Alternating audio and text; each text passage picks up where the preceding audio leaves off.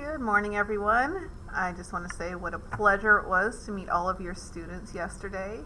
I just figured I'd give you a brief overview of a few important things for my class, just so then you at home are aware as well. So basically, my contact information, the best way to contact me is going to be through email. My email is trainer.amanda@brevardschools.org. You can also, by all means, leave me a phone voicemail, and I will be happy to get back to you. Focus Messenger also works. Any of these are great ways to get a hold of me.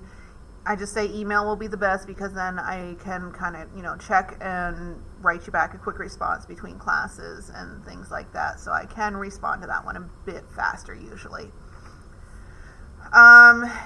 In case you are not aware, Picture Day is on Thursday, so it is tomorrow. We do not have the paper order forms this year, but you are able to go to the website www.dsp-photo.com, and that's where you can pick your backgrounds and your picture packages. If it's asking for an online code or keyword, that is your student ID. If your student has been placed under quarantine or gets placed under quarantine, I've asked them to stay in contact with me through email, and they can also check Google Classroom, where they will see their daily agenda and what work we're going to be completing that day.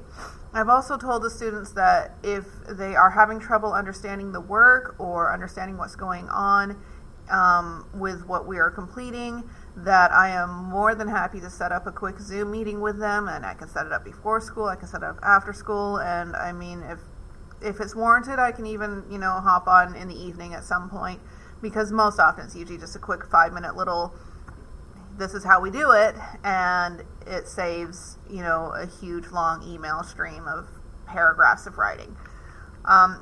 So that is what's available if your student gets placed in quarantine. Supplies for my class, the ones in purple are the ones that we absolutely need. Dividers, they only need 3 dividers, so I mean, I've told them all that, if you have friends, you can share. I do provide computer, mice, and headphones. I don't have enough for some of the bigger classes for everybody to have one. They are not necessary. We have other options as well. I just put them on there in case somebody doesn't want to share germs or anything like that. And if at all possible, I've asked students if they can bring one of the following: a Lysol wipes or a baby wipes refill package or Kleenex. We go through a lot of these, and especially with sharing computer mice and headphones, it helps to cut down on some of the spreading of germs. Students are expected to be in class on time, so with tardies, basic, easiest way, just don't be late to class. But if a student shows up late to class and they do not have a pass, I've just asked them to just quietly sign the tardy log. I will check later in the day to see if the reason is legitimate. If it is not legitimate, they will be marked tardy. They're going to get a warning for the first tardy, warning for the second tardy. By the third tardy, I will be contacting you and letting you know, hey, your student's not being able to make it to class on time. And if the tardies continue to happen, then I will be then moving it up the ladder and getting admin involved. Homework, I do give homework in my class. I give homework every Tuesday. It is due every Thursday, and we will go over the answers in class. Homework is just going to be practice of concepts that these students know that they're only going to improve upon if they practice. So it's not going to be anything new that they haven't seen before, and it's not going to be hours upon hours of work. It's just going to be a quick little review practice to help keep skills relevant and in the front of their mind. I will not be able to accept homework after the due date. The only exception is if a student is absent on Thursdays, and homework is not something that students are going to be able to make up. Now, homework is not a huge portion of the overall grade, but it does add up over the 9 weeks. And I've already told the students this, and I will continue to reinforce this to them. My late work policy seems a little bit confusing at first, but it's going to work out well, I think. So basically, work is assigned in class.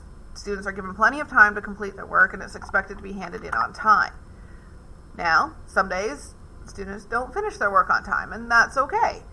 If they do not, then they are going to fill out an extension request form. And basically, we're going to have a new agreed upon deadline. It might be the next day, it might be 2 days from now, because they might be really busy, that night and have quite a bit to catch up on. If work is granted an extension, then it's expected to be handed in on the new deadline, and there will be no penalties taken off for that.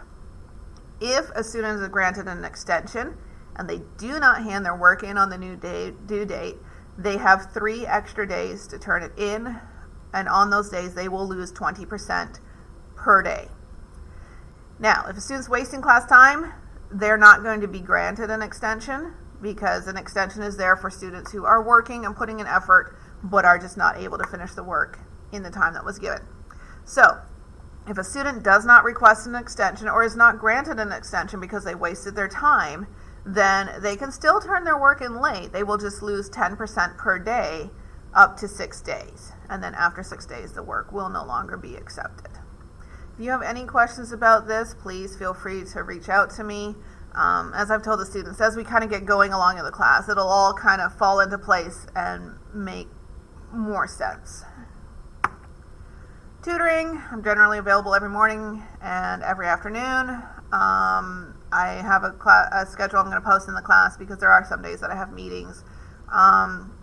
And if a student is unable to meet me before school or after school, I've asked them to just come talk to me, and we will make a time happen that both of us can, meet up for. And whether it's we meet at lunch or, we'll figure it out and we will make it work.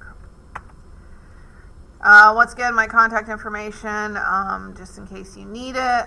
I have put here that Focus Messenger is a slower response time. That's just because I don't always have Focus open. And when I get an email notifying me that I have a Focus message, I don't usually get that until the end of the day.